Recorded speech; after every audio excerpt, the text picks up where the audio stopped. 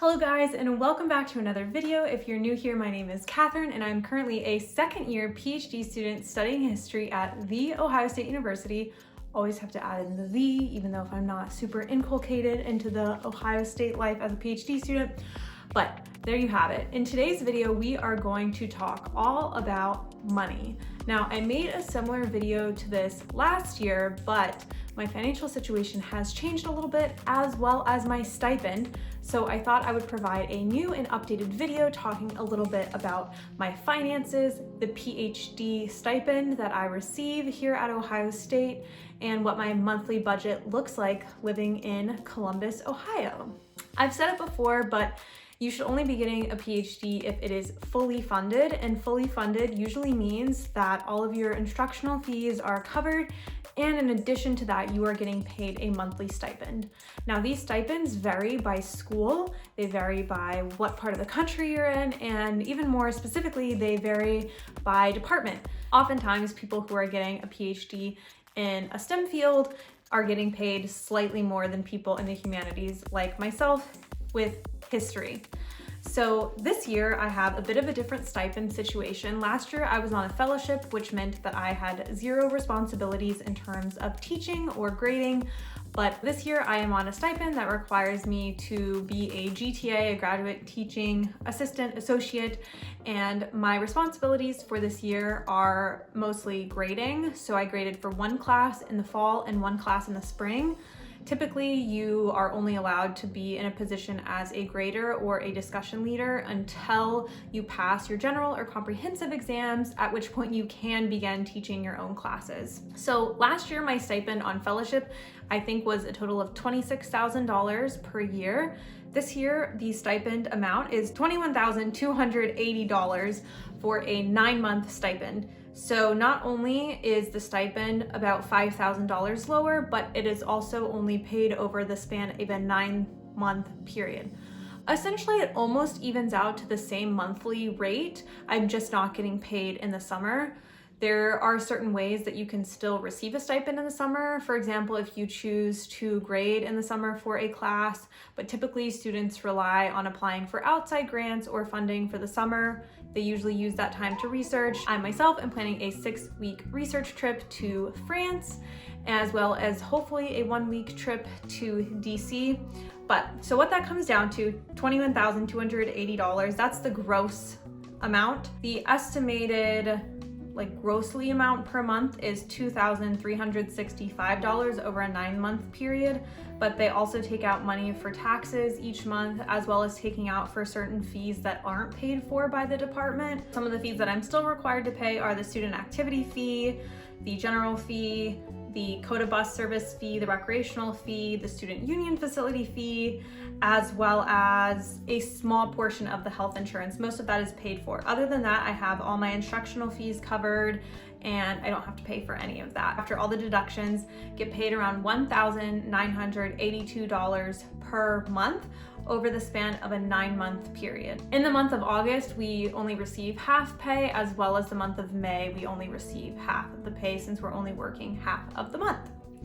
So now I'm gonna share a little bit about my estimated monthly budget. I think a big question I get asked a lot is, do you actually get a livable stipend on a PhD? Is it feasible to do a PhD as your only job and not have any other outside income streams? Yes, it is possible. I think it depends on where you're living. It's not super high, obviously, and you have to be a little frugal, but it is definitely possible to live off the stipend that I receive. Last year, as you know, a big portion of my budget was paying off my car. I took out a loan on a car for almost $15,000, and I was actually able to pay that off in 11 months. So my last payment, I think, was in June or July, and I no longer have to pay off my car, which is good because since then I have had a lot of other fees crop up in my monthly expenses. So I'm glad that I no longer have to be paying off my car. So for my budget, I pay $550 in rent. I am living in the same house, but the rent did go up by $100, which is split evenly between my roommate and I, so that comes out to $550 a month. So the house we live in costs $1,100 per month. It is technically a 3-bedroom, but the third room, which is used as an office, is honestly too small to even have hardly like a twin bed and a dresser in here, so I'm not really sure who would ever use it as a third bedroom, but that's what we paid for. It is very reasonable. If you want to live by yourself, I think studios or one bedroom apartments usually range anywhere from $900 to $1,300 here in the city. It just really depends where you want to live. We live close by to the university. It's about walkable distance.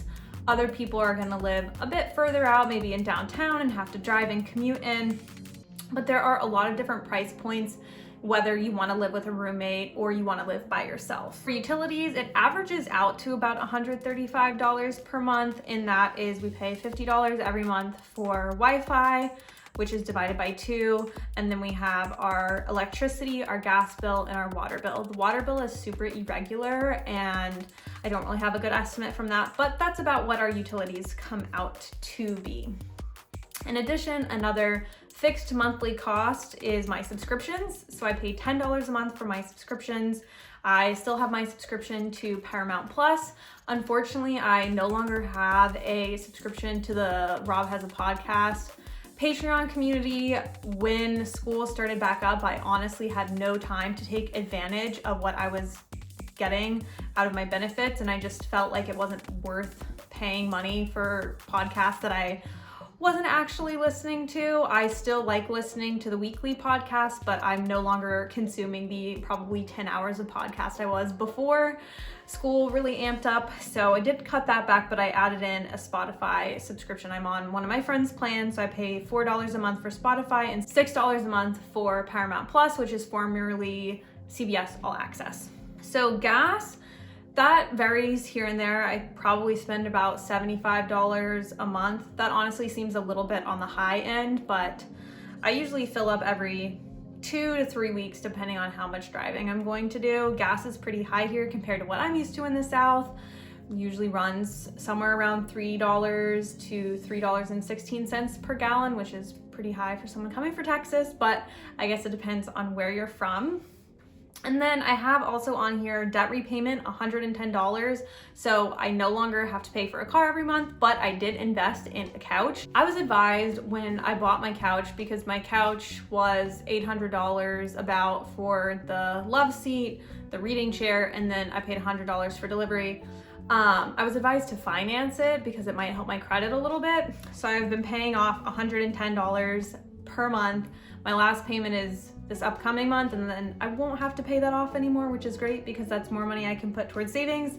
But I am trying to invest in furniture and house items that are going to be around for a long time, which is something that I previously wasn't able to do with all my moving. So the other spending we have on here is flights. $300. I have taken a flight every month except the month of September. Since this school year started, for a variety of reasons, I flew home for Thanksgiving, I flew home for Christmas, and I have also had a few weddings to fly to and from. And that's not gonna stop. I'm flying home for spring break. I'm flying to Wisconsin for a very exciting conference in April. So I have had to budget flights into my monthly budget. It seems pretty high, but it's just a cost that I am resigned to be paying every month. And then we have savings, $165. I set a goal for myself to set aside $2,000 at the end of the year for specifically an emergency fund. So that is separate from whatever money I end up left over at the end of my monthly budgeting. And then my last big expense is food, which is also gonna come to about $300 a month, which includes grocery shopping and then any other extraneous food expenses like going out for a coffee or a drink with friends. I will say this is probably the highest food cost average I've had since I have entered into adulthood, but you know, I've been able to go out a little bit more this past year and just go work at coffee shops or go get drinks with friends. So I would like to pare that cost down a little bit moving forward in this year of 2022. But my average food cost is $300, which leaves me with $500 out of my total monthly budget. So theoretically, I suppose this $500 could go towards savings. I've had a few different costs over the last few months that I haven't really been able to fully budget for because they've just cropped up. I've had a few weddings where I had to buy a dress, had to buy maybe additional flights or wedding gifts. So those were just thrown in there around Christmas time. I had a lot of different presents to buy, parking, etc. So I have saved a little bit each month, but it has not been a consciously set aside money to save other than that savings I have going towards my emergency fund. So it's pretty much my estimated monthly budget out of what I am paid each month. Here as a PhD student at Ohio State University, I do realize that $21,000, actually I have no idea if it's an average cost around the US. I know some people who are at Ivy Leagues are getting paid around maybe $30,000 or depending on the city that they are in. I live in the Midwest. I think the stipend is livable. Am I putting money towards savings? No, not really. If you guys watched my videos last year, you know I had a conscious goal to start a 401k or some sort of other savings. I did not do that, unfortunately. I was so focused on getting rid of my debt that I had for paying off my car that I just threw all my money into that. So new year, hopefully we can try this year to set a new goal to start more savings like that. But all right, my phone ran out of storage, which is why we're trying to also buy a camera. Anyways, there have just been a lot of different costs this past year that have been a little out of the ordinary, and I haven't been able to set aside as much money as I would want. But in conclusion, I do think a stipend is livable. Just make sure when you are applying to different programs to make sure that the PhD you are getting is fully funded, and factor in cost of living to see if you would actually be able to survive in that city. It's not a lot of money, so if you're not passionate about the work, it's probably not going to be worth it. But if you are super passionate, then it's worth being frugal for a little bit of time while you work on these next moves for your career. I hope you guys enjoyed watching this video. If you have any other questions about stipend, PhD income, or any other questions about PhD life, feel free to leave a comment below and I will answer it as soon as I can. And make sure you are subscribed to the channel to keep seeing more grad school content. I will see you guys next week. Bye.